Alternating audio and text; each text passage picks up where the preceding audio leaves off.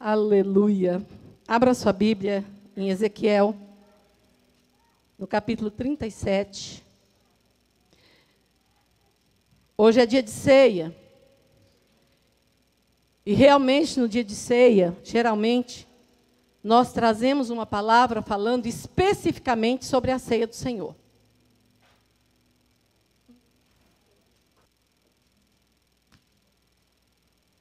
Porém, Deus tem me impulsionado a trazer uma palavra para a igreja, algo que Deus tem falado comigo.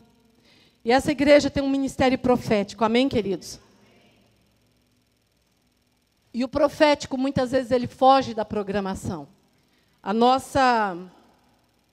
O nosso tema esse ano é igreja, propósito de Deus. E Deus tem falado algo comigo sobre a situação da igreja. Você já parou para analisar qual é a situação da igreja? Você pode dizer para mim sim. Nossa, pastora, as igrejas hoje em dia não são mais como antes. As igrejas hoje em dia não tem mais milagre.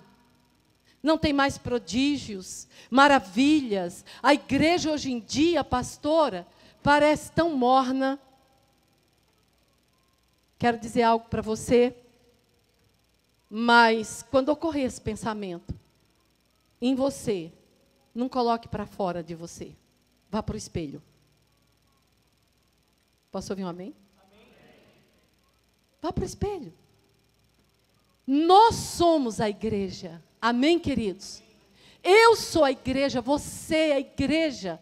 Nós juntos somos igreja. Existiu uma situação relatada aqui por Deus, todo mundo conhece muito bem a visão do Vale de Ossos Secos. Você já conhece? Amém? Eu tenho uma expectativa no meu coração que Deus vai fazer algo tremendo nessa igreja, nesse ministério e na sua vida, que é a igreja. Deus começou a mover para trazer avivamento nas nossas casas, no lugar onde congregamos, na cidade onde moramos, no país aonde estamos. E Deus vai usar nós. Amém? Bata-se no seu peito e diga: Deus vai usar a mim. Nós vamos ver uma situação bem semelhante à situação de hoje. Veio a mim, todo mundo abriu? Posso ouvir um glória a Deus daquele bem pentecostal? Aleluia! Veio sobre mim a mão do Senhor, e Ele me levou pelo Espírito do Senhor e me deixou no meio de um vale que estava cheio de ossos, e me fez andar ao redor deles. Eram muito numerosos na superfície do vale, e estavam sequíssimos. Então me perguntou: filho do homem, acaso poderão reviver esses ossos? Respondi: Senhor Deus, tu sabes. Disse-me ele: profetiza. Olha que interessante. Eu preparei a palavra que Deus estava falando comigo. Porém, eu deixei uma outra palavra preparada, especificamente para o momento da ceia, uma confirmação de Deus. Eu sou bem assim. E aqui, pastor Degman disse assim: eu estou sentindo algo no meu coração. A palavra está na sua boca. Você é profeta. Preste atenção nisso. Eu presto atenção em cada detalhe do culto, em cada palavra, em cada frase cantada. Disse-me ele: profetiza a esses ossos e dize-lhes: ossos secos, ouvi a palavra do Senhor. Assim diz o Senhor Deus a estes ossos: eis que te farei entrar o espírito, e vós vivereis. Porei tendões sobre vós, farei crescer carne sobre vós estenderei pele, porei em vós o espírito e vivereis. E sabereis que eu sou o Senhor. Então profetizei segundo me for ordenado. Enquanto eu profetizava, houve um ruído. um barulho de ossos que batiam contra ossos e se ajuntavam cada osso ao seu osso. Olhei, e eis que havia tendões sobre eles, e cresceram as carnes, e se estendeu a pele sobre eles, mas não havia neles o espírito. Então ele me disse: profetiza ao espírito, profetiza ao filho do homem, e dize-lhe: assim diz o Senhor Deus, vem dos 4 ventos, ó espírito, e assopra sobre estes mortos, para que vivam. Profetizei como ele me ordenara, e o espírito entrou neles, e vieram e se puseram em pé um exército sobre modo numeroso. Então me disse: filho do homem, estes ossos são toda a casa de Israel. Diga: toda a casa de Israel. Eis que dizem: os nossos ossos se secaram, e pereceu a nossa esperança, estamos de todo exterminados. Portanto, profetiza e dize-lhes: assim diz o Senhor Deus, eis que abrirei a vossa sepultura, e vos farei sair dela, ó povo meu, e vos trarei a terra de Israel.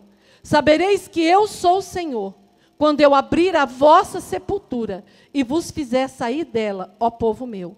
Porei em vós o meu espírito, e vivereis, e vos estabelecerei na vossa própria terra. Então saberei que eu sou o Senhor. Disse isto e o fiz, diz o Senhor.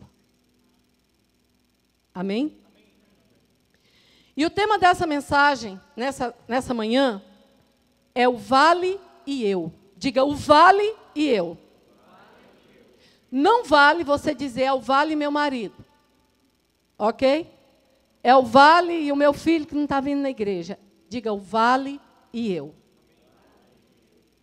Bom, o sentido literal da palavra vale é uma depressão larga que fica entre 2 montes. Então, é um lugar de depressão.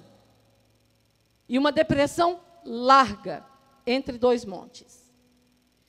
O apóstolo Paulo, ele diz em Romanos, no capítulo 4, no verso 5, que tudo que antes foi escrito para o nosso ensino, para que pela paciência e consolação das Escrituras tenhamos esperança. Por que eu estou lendo esse versículo? Porque muitas vezes nós vemos uma história na Bíblia e nós dizemos assim: isso não se aplica a mim, isso não se aplica aos dias de hoje. Porém, tudo que está na palavra de Deus, queridos, se aplica a nós. Amém? Guarde isso. Romanos capítulo 15, verso 4 e 5.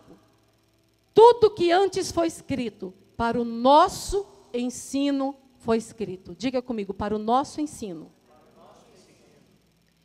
E eu quero destacar aqui, não a posição de Ezequiel, porque Ezequiel, ele era profeta, mas eu acredito que a situação de Ezequiel, no meio do povo, não era muito diferente do que a do povo. Eu quero destacar para você aqui, o versículo 11. O povo de Israel expõe as suas condições em 3 frases. Vamos lá no verso 11? Os nossos ossos se secaram. Pereceu a nossa esperança. Estamos de todo exterminados. Olhe que situação. E Deus deixa bem claro, nesse texto, quando ele leva Ezequiel para o meio daquele vale de ossos, havia tido uma guerra, bem tempo atrás, e aquele vale estava cheio de ossos, e a Bíblia diz que eles eram sequíssimos. E Deus leva o profeta para ali, para retratar, para dizer para o profeta o que era que estava acontecendo com o povo dele, com o povo que ele chamou, com o povo que ele elegeu para ele. Hoje, meus amados, nós, como igreja do Senhor na face da terra, nós não somos mais muito diferentes. Vou dizer algo para vocês. Eu vim até conversando com uma pessoa dentro do carro, e a gente estava conversando e falando hoje da comodidade que o crente precisa para congregar. A comodidade que o crente precisa para estar diante de Deus. A comodidade que o crente precisa hoje, nós precisamos. Nós, igreja, nós somos assim. A gente olha bem como as pessoas procuram conforto. Olha, o ar está muito gelado. No outro culto, está muito calor aqui dentro. No outro culto, gente, as cadeiras não são estofadas. Aliás, as nossas cadeiras têm um formato anatômico maravilhoso, não é? Um formato certinho, que não dá dor na coluna. É tudo preparado com conforto. E eu estava dizendo, conversando dentro do carro, existe uma mulher chamada Heidi Baker. E essa mulher, ela trabalha em Moçambique. Ela é americana, mas ela tem um ministério em Moçambique. E se você não conhece, procure na internet, é um ministério onde tem muito milagre. É um ministério onde as pessoas morrem, eles oram e ressuscitam. E um dia eu assistindo uma entrevista dela numa TV americana, e perguntam para ela o porquê de tantas ressurreições. Como ela explica isso? Sabe o que ela diz? Ela falou assim, aquele povo não tem nada, ele só tem Deus. Ele só tem Deus. Disse que alguém quando morre, eles oram 1 dia, 2, 3, em cima daquele corpo, até o corpo ressuscitar. Eles têm a fé em Deus, como o melhor da vida deles. Outra coisa, quando tem ensino, olhe só, quando tem ensino, e ela está lá para dar um ensino, eles chegam a viajar 2 horas a pé, debaixo de um sol escaldante, outros viajam o dia inteiro, vocês já viram isso? Descalço, queridos, para chegar lá e aprender da palavra de Deus. E quando termina, eles não querem que termine. Porque a sede de conhecer Deus, ela é grande. Ela é grande. O povo de Israel havia se acomodado. E chegaram num estado, queridos, que eles declaram aqui, os nossos ossos se secaram. Pereceu a nossa esperança, nós estamos de todos exterminados. Isso aqui é a vida espiritual. Ok? O que significa ossos na Bíblia? Curioso, porque não é só em Ezequiel. A palavra de Deus, ela nos mostra em vários versículos. Eu vou citar alguns para vocês aqui. E eu vou dizer para você que os ossos são a parte mais durável do corpo. Depois que nós morremos, os ossos eles duram centenas, milhares, às vezes de anos. É a parte mais durável. É a parte mais interior, né? Tá debaixo da carne, dos nervos, dos tendões, dos músculos, da pele. É a parte mais protegida. São os nossos ossos. São protegidos pelo músculo, pela carne. Não é verdade? Então, eles dizem aqui que os ossos se secaram. Preste atenção que interessante. Nós podemos ver na Bíblia que os ossos falam dos sofrimentos mais profundos. Eu vou ler para você Jó, capítulo 30, verso 17, não precisa abrir. Jó descreve a profundidade dos seus sentimentos, do seu sofrimento. E ele descreve assim: de noite se me transpassam os meus ossos, de tão profundo que era o sofrimento de Jó. Salmo 62, Davi, no meio de uma grande angústia, ele diz assim: sara-me, Senhor, porque os meus ossos estão abalados. Muito interessantes, não é, querido? Ele podia dizer: as minhas emoções estão abaladas, a minha mente está abalada, o meu físico está abalado, mas ele dizia: os meus ossos estão abalados. Ossos, fala de sustentação, é o osso que sustenta o corpo. Se os nossos ossos não estiverem bem, você já quebrou um osso? Eu já. Não, quebrar assim naturalmente não, eu tive quebrado. Eu tirei os 2 joelhos e os meus ossos foram serrados. E depois, para isso cicatrizar, foi um problema. Davi escreve também, de forma bem profética, o sofrimento de Jesus na cruz. Ele diz assim: todos os meus ossos se desconjuntaram. Isso está no Salmo 22, 14. Os ossos também falam de pecado. O que acontece com os ossos quando nós pecamos? Quando nós temos uma vida de pecado. Ele diz assim, o salmista Davi diz no Salmo 32, 3: enquanto calei os meus pecados, envelheceram os meus ossos. No Salmo 38, 3, ele diz assim: não há saúde em meus ossos, por causa do pecado. E quando você vai pesquisar na Bíblia, todas as referências de osso, em relação a osso, são referências que falam de sofrimento profundo, de pecado contínuo, pecado não confessado, amargura profunda.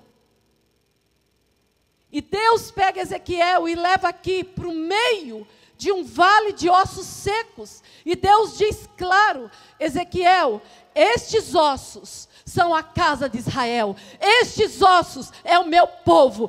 Estes ossos é a igreja. Talvez você não veio aqui hoje esperando ouvir uma palavra assim. Mas eu quero dizer para você, por mais espiritual que você se ache, eu quero dizer para você, nessa manhã, com palavra profética da parte de Deus, é necessário você se levantar. É necessário uma visitação do Espírito sobre a sua vida.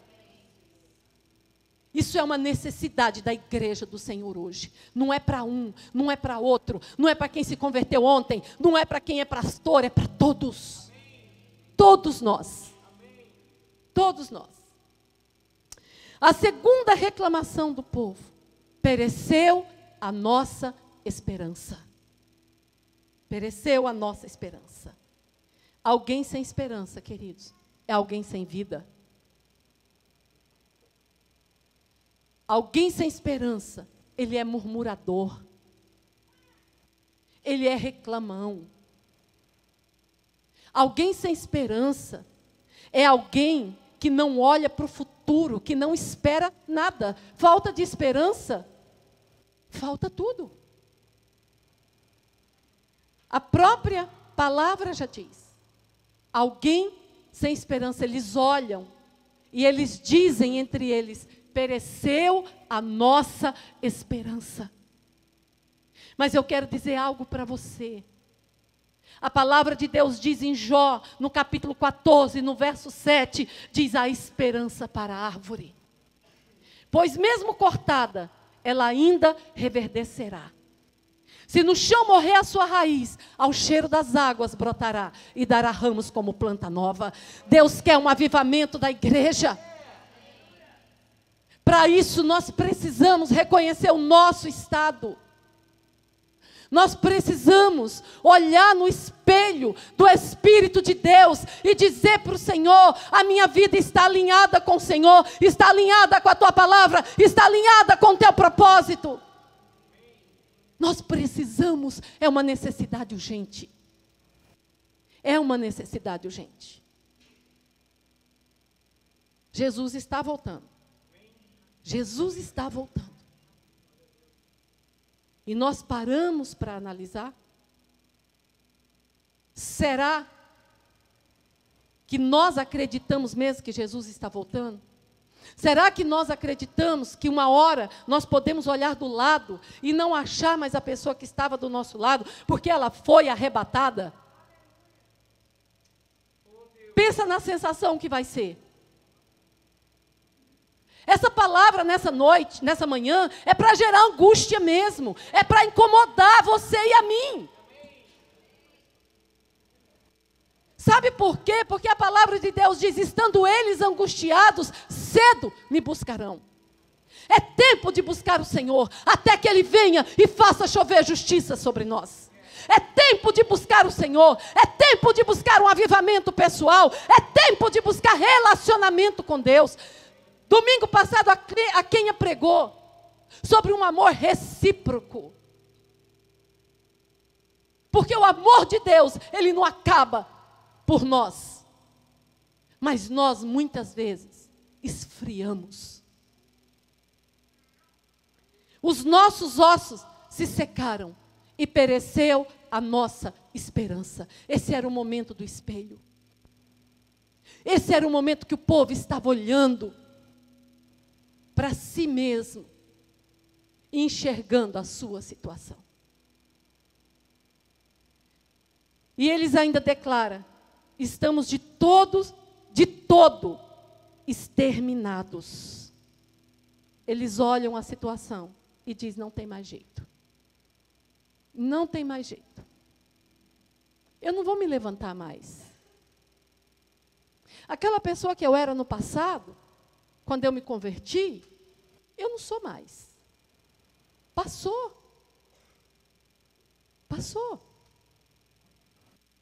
Eu quero dizer para você, Deus está esperando uma postura de reconhecimento e volta para o propósito.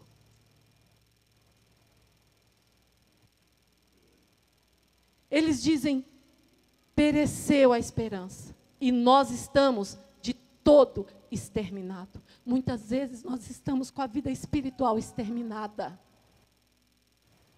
Exterminada. Mas ninguém vê. Não é verdade? Ninguém vê. Ficamos vivendo do passado. Como era lindo no passado. Quando eu era assim, quando eu era assado. Como era lindo no passado, quando eu levantava de madrugada para orar e via Deus responder. Como era lindo no passado, quando eu jejuava sem problema nenhum e eu ia buscar as minhas conquistas em Deus. Como era lindo no passado que eu tinha o primeiro amor. Amados, primeiro amor não pode acabar. Primeiro amor, o amor de hoje, ele tem que ser muito maior do que o de antes. Mas isso só acontece quando nós buscamos e prosseguimos em buscar o Senhor.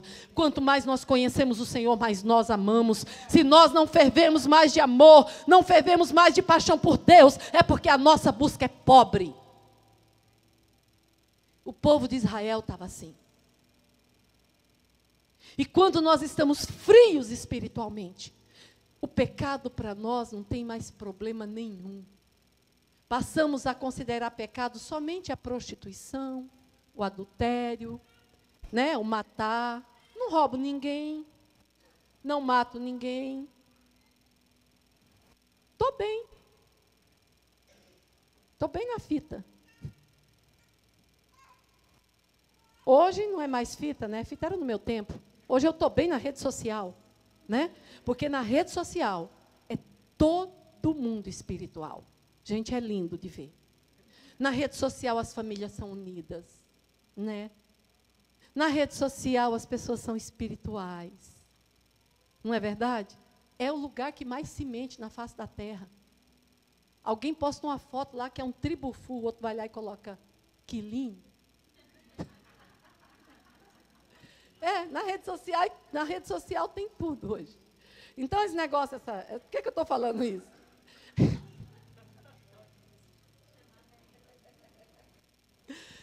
Na... Por que eu estou falando isso? Porque no meu tempo era assim, eu estou bem na fita. Não é, tio Rodrigo? Agora, deixa eu entregar ele aqui. Agora eu estou bem na rede social. Está todo mundo aplaudindo embaixo, né? A família unida, às vezes está quebrando o pau lá dentro de casa. Mas na rede social as fotos estão lindas. Né? Minha vida. As declarações de amor são a coisa mais linda do mundo, gente. Está errado? Não, está errado não. Ok? Porém, não pode ser fake. E muitas vezes, a nossa vida cristã é fake. É só para os outros verem. Só para se enxergar. Aí Jesus volta, e não vai ser fake a volta de Jesus, é realidade. Não é utopia, é realidade. Ele vai voltar, e ele vai voltar para buscar a igreja. E quando ele voltar, ele só vai levar aqueles que ele achar jejuando e orando. Precisamos ler Bíblia. Vigiando e orando. Vigiando e orando. Hoje nós celebramos a ceia do Senhor. E em nome de Jesus, nós vamos nos achegar a essa mesa hoje com uma postura diferente. Uma postura de coração diferente. Reconhecendo que nós precisamos, urgente, sermos vivificados por Deus. Amém? O que traz vida para nós? O que Davi falava? Leia o Salmo 119. Todo mundo ri muito do Salmo 119 porque é longo. Mas ele dá uma receita de avivamento do primeiro versículo até o último. Vivifica-me, Senhor, segundo a tua palavra. E o tempo todo, ele diz ali que é a palavra de Deus que gera vida em nós. Amados, precisamos voltar às veredas antigas, precisamos perguntar qual é o caminho e andar por ele. O caminho da leitura da palavra de Deus, o caminho do aprendizado, o caminho da oração, o caminho do jejum, o caminho de vida espiritual e não somente social. Valorizamos a vida familiar, valorizamos e tem que valorizar, valorizamos a vida social entre os amigos, as reuniões, é bom também. Mas, acima de tudo, nós precisamos valorizar a vida espiritual, porque o resto passa. O resto vai passar. E vai passar. Tudo passa. Tudo aqui é efêmero. Tudo acaba. Tudo acaba. Até perdi aqui. Estamos de todo exterminados. Quando nós reconhecemos o nosso estado, como é que nós estamos, o que nós estamos valorizando, quem é que eu sou? Eu fui chamado para ser a imagem de Deus, eu fui feita para ser a imagem de Deus, não é só aqui dentro da igreja, é em todo lugar. Eu fui chamada. Jesus pagou um alto preço por mim, para que eu expresse Cristo no lugar onde eu estiver. É por isso que eu sou chamada de cristão. É por isso que você é chamado de cristão. É para expressar Cristo.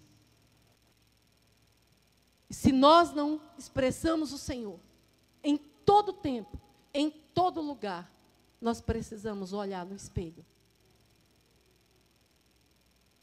E pode parecer assim, ai pastora, você está falando a maior loucura do mundo, eu não estou exterminado, coisa nenhuma, eu estou lindo, eu estou maravilhoso, né? Eu estou... Tá bom.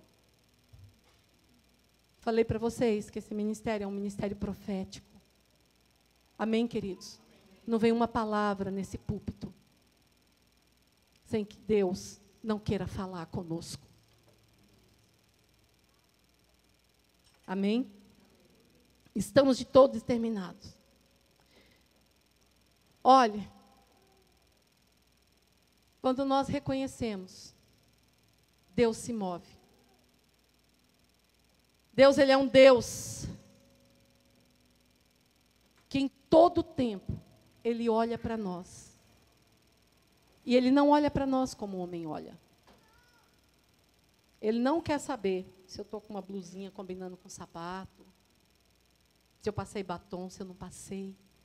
Ele olha por dentro. Ele nos vê aonde ninguém mais vê.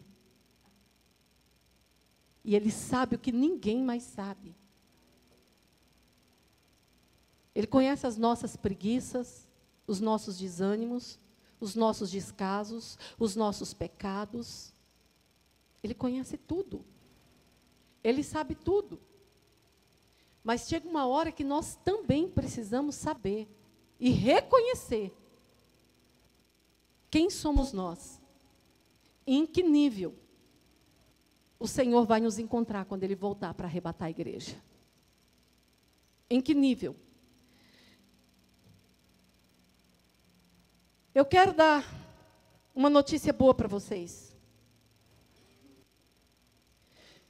Deus, que é o Deus que vê, quando o povo de Israel, porque Deus diz aqui, ó, então disse, filho do homem, estes ossos são a casa de Israel, eis que dizem. Então o povo de Israel, eles estavam no ponto de confessar, diga confessar. Pois Deus escutou a confissão deles. Eis que dizem, os nossos ossos se secaram, pereceu a nossa esperança. Sabe aquela palavra profética que Deus trouxe para mim e para você? E que nós pegamos na hora, que nós acreditamos. E hoje, nós não caminhamos em direção mais a isso? Pereceu a nossa esperança. Hoje, muitas vezes, eu cumpro um ritual. E muitas vezes, até para a pastora Cleusa não me pegar no pé, na semana que vem, que eu pego mesmo. Acabei de conhecer um casal aqui na igreja. E ele falou assim, eu já vim aqui outro dia. Eu falei, mas como? Não peguei no seu pé ainda. Falei, eu vou pegar no seu pé. Falei para ele. Ele falou, isso mesmo, pastora. A postura dele foi excelente. Isso mesmo. Só tem mesmo é que se importar. Sabe por quê, queridos? Porque nós, os pastores, vamos dar conta de cada um de vocês que Ele colocou debaixo do nosso cuidado. E uma das reclamações de Deus, lá no livro de Jeremias, é: ai dos pastores que curam a ferida do meu povo superficialmente, dizendo paz, paz, quando não há paz. Sabe o que Deus está dizendo? Pastor, fala a verdade. Pastor, confronta o pecado. Pastor, seja instrumento nas minhas mãos para limpar a minha igreja. Isso é amor. Isso é cuidado de Deus. Isso é porque Deus quer que você vá morar com Ele. Amém, queridos? E aí Deus pega um profeta, Deus pega alguém. Deus tira a mão do Senhor, porque Ezequiel, ele diz assim, veio a mão do Senhor sobre mim e me levou para o meio de um vale. Deus achou alguém disponível. Deus achou alguém que se propôs a obedecer Deus em favor do povo, em favor da nação. Assim como Deus achou Ezequiel, Deus quer encontrar em nós esse profeta disponível, que ainda que não está tão animado, que ainda que está vendo tudo destruído em volta, esteja disponível na mão do Senhor, para que o Senhor leve aonde Ele quiser e faça o que bem quiser. Deus encontra Ezequiel e coloca Ezequiel no meio daquele vale. E Deus faz uma pergunta para Ezequiel, para testar onde estava a fé de Ezequiel. Onde estava a esperança de Ezequiel? Deus pergunta assim, Ezequiel, pode acaso esses ossos reviverem? Ezequiel olha e diz assim, Senhor, Tu sabes. Tu podes todas as coisas. Tu és o Deus do impossível. Não existe nada nesse lugar. Não existe vida nenhuma. Não existe situação nenhuma favorável. Mas o Senhor sabe. E o que Deus fala para Ezequiel? Deus não poderia simplesmente, Ele mesmo, ordenar aqueles ossos e eles se levantarem tudo de uma vez? Poderia, Ele é Deus. Mas Deus diz para Ezequiel, então profetiza, filho do homem. Abre a tua boca, filho do homem. A palavra profética está na tua boca. Abre a tua boca e profetiza. E diz a esses ossos, ossos se levantem. Veja que foi um processo. Foi um processo, não foi algo repentino. E a Bíblia diz que começou a haver um barulho. De osso que se juntava a osso. Era um tal do pé procurar o calcanhar, a canela, e virou aquela coisa. Cada osso se juntava ao seu osso. Quero dizer algo para você. Quando você se levantar como profeta dentro da sua casa, quando você se levantar como profeta dentro da igreja, na cidade que você mora, no país que você mora, eu quero dizer para você que pode haver barulho, mas não corra. Permaneça na posição. Permaneça na posição de profeta, na posição que Deus chamou. Deus pega alguém disponível e Deus leva para o meio daquele vale. Sabe por quê, queridos? Porque não importa o estado que nós estamos. A Bíblia diz que Ele é bom e que a sua misericórdia dura para sempre. Ele é Deus de segunda chance.